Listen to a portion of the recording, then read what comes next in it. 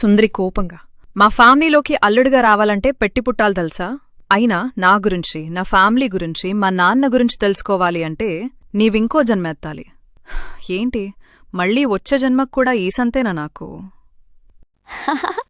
తన కొడుకు బడినుండి త్వరగా ఇంటికి రావడం చూసి ఒక తల్లి ఇలా అడిగింది.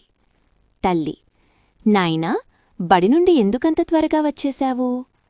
కొడుకు: టీచర్ అడిగిన ప్రశ్నకు నేనొక్కడినే సరైన సమాధానం చెప్పాను, అందుకే వాళ్ళు నన్న మాత్రమే ఇంటికి వెళ్ళమన్నారు. నా బంగారు కొండ, వాళ్ళడిగిన ప్రశ్న సరిగ్గా ఏమిటి? కొడుకు 10 అడుగుల దూరంలో నిలబడి, నా మీదకి రాకెట్ ఎవరు ప్రయోగించారు అని అడిగారు. సుందరి సుబ్బారావుతో చెప్పింది, ఏవండి, ఈ న్యూస్ చూసారా? చనిపోయాక ఎలా ఉంటుందో తెలుసుకోవాలని సూసైడ్ చేసుకున్నాడంట. వాడెవడో పిచ్చోడులా ఉన్నాడు, పెళ్లి చేసుకుంటే సరిపోయేది కదా. నమస్కారం. మన ఛానల్ని కొత్తగా చూస్తున్నట్లయితే మీకు వీడియో నచ్చితే ఛానల్ సబ్స్క్రైబ్ చేసుకుని పక్కనే ఉన్న బెల్ ఐకాన్ ఆన్ చేసి పెట్టుకోండి. షేర్ చేయండి, లైక్ చేయండి. దయచేసి నా ఛానల్ని ప్రోత్సహించండి.